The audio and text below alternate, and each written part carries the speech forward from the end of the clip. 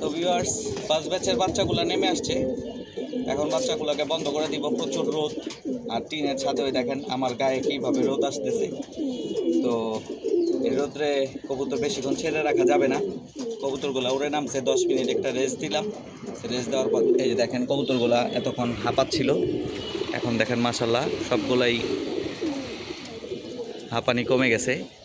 উড়ে নামার পর 10 মিনিট রেস্ট দিলাম। এখন বাচ্চাগুলো সব অফ করে দিব, কারণ এই রোদ্রে বেশিক্ষণ বাচ্চা কবুতর ছেড়ে রাখলে কবুতরের গায়ে তাপ লাগলে কবুতরের হাড্ডি এবং সিনার যে হাড্ডিগুলো আছে এগুলো সব বের হয়ে যাবে, কবুতরের শুকিয়ে যাওয়ার চান্স থাকবে।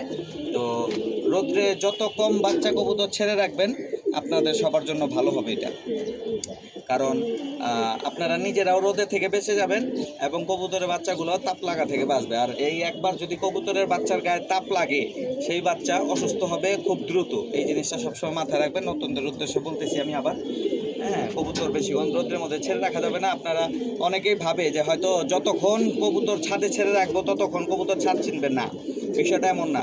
10 মিনিট ছেড়ে রাখলেও কবুতর যতটুকু ছাদ চিনবে।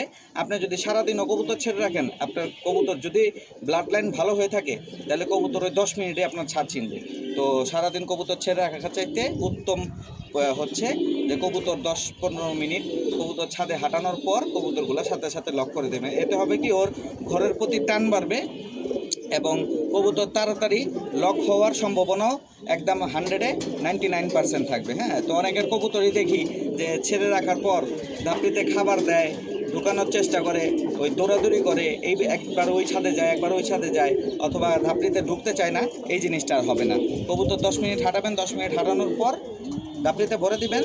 এই অভ্যাসটা করলে হবে কি, যে যখন শীতে আপনি কবুতর পাল্লা থেকেও আসবে তখন দ্রুত খাঁচার ভিতরে ঢুকে যাওয়ার চেষ্টা করবে। ওই যে দেখবেন অনেক সময় হয় যে পাল্লা থেকে কবুতর আসার পর ধাপড়িতে ঢুকতে চায় না, টুর্নামেন্ট থেকে কবুতর আসার পর ধাপড়িতে ঢুকতে চায় না, বাজিতে কবুতর আসার পর ধাপড়িতে ঢুকতে চায় না। এই জিনিসটা হবে না। ছোটো থেকে এগুলা ট্রেনিং দিলে কবুতর অভ্যাস ভালো হবে এবং কবুতরের প্রপার ট্রেনিংটা পেয়ে যাবে। তো চলেন আমরা কবুতরগুলো ধাপড়িতে পড়ি।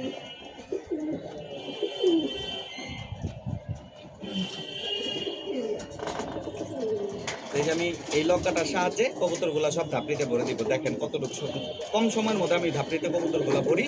এটা হচ্ছে কবুতর ট্রেনিংয়ের উপরে সব কিছু। আপনি যা শিখাবেন তাই শিখবে কবুতর। কবুতর ঠিক মানুষের মতো।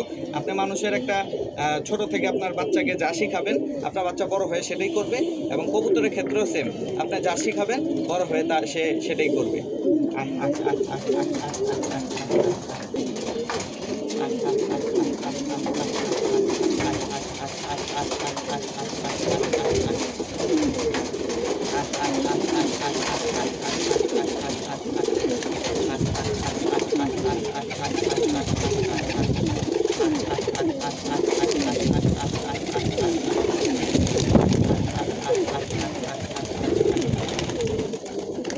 এই দেখেন ভিউয়ার্স, মাশাআল্লাহ সবগুলো বাচ্চাই নেমে গেছে। এখন আমি বাচ্চাগুলো সব ধাপড়িতে দিয়ে দিব। কতক্ষণ লাগলো আমার ধাপড়ির উপর থেকে বাচ্চাগুলো নামাতে?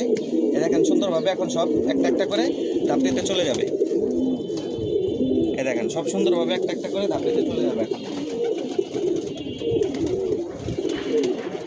শিক্ষা এমন একটা জিনিস, আপনার যদি প্রপার শিক্ষা আপনার সন্তানকে এবং কবুতরকেও দিতে পারেন, আপনার সন্তান সুশিক্ষায় সুশিক্ষিত হয়ে উঠবে এবং কবুতরও সুন্দরভাবে সুশিক্ষিত হয়ে উঠবে। যাও করে যাও করে যাও করে যাও যাও করে যাও যাও যাও যাও যাও করে যাও। এই দেখেন মাশাআল্লাহ ভিউয়ার্স, কবুতরগুলো সবগুলাই ঘরে ঢুকে গেছে। কতক্ষণ লাগলো? সর্বোচ্চ 2 মিনিট।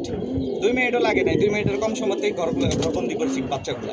তো যদি আপনি প্রপার ট্রেনিং দিতে পারেন বাচ্চাগুলোকে, তাহলে বাচ্চাগুলা এই যখন দশক কমপ্লিট করবে তখনও আপনি বাম থেকে লাগান আর ছাদ থেকে লাগান, কবুতরকে ঘরে ঢুকানোর চেষ্টা করলে দেখবেন অল্প সময়ের মধ্যে ঘরে ঢুকে যাবে। এখন আপনার একটা কাজ পড়ে গেছে ইমার্জেন্সি, আপনি কবুতরগুলো বন্ধ করবেন। যদি আপনি 5 মিনিটের ভিতরে বন্ধ করতে না পারেন, আপনি কাজটা সারবেন কীভাবে? বা বাসায় একটা ইমার্জেন্সি প্রবলেম হইলো, আপনার বাসা থেকে ফোন আসছে যে তাড়াতাড়ি আসো, আমি আমাকে দিব যে আমার বাবা কল দিল, সানমুন তাড়াতাড়ি আসো, বাসায় একটা প্রবলেম হয়েছে বা একটা কাজ আছে বা একটা কোথাও যেতে হবে। তো সেই ক্ষেত্রে আপনি চাইলেও কবুতর বন্ধ করতে পারবেন না যদি সুন্দরভাবে বাচ্চা থেকে ট্রেনিং না দেন বাচ্চাকে। সারা দিন ছেড়ে রাখবেন, কবুতর অভ্যাস নষ্ট হবে। একটা জিনিস মাথায় রাখবেন, সারা দিন ছেড়ে রাখলে কবুতর অভ্যাস নষ্ট হবে। যত কম সময় ছেড়ে রাখবেন তত তাড়াতাড়ি কবুতর অভ্যাস ভালো হবে। তো আজকের জন্য ভিডিওটি এখানেই শেষ করছি ফার্স্ট ব্যাচের। তো একটু পর আবার নতুন ভিডিও করব নতুন ব্যাচের বাচ্চাগুলোর জন্য। তো সবাই ভালো থাকবেন, সুস্থ থাকবেন, 5 ওয়াক্ত নামাজ পড়বেন। আসসালামু আলাইকুম।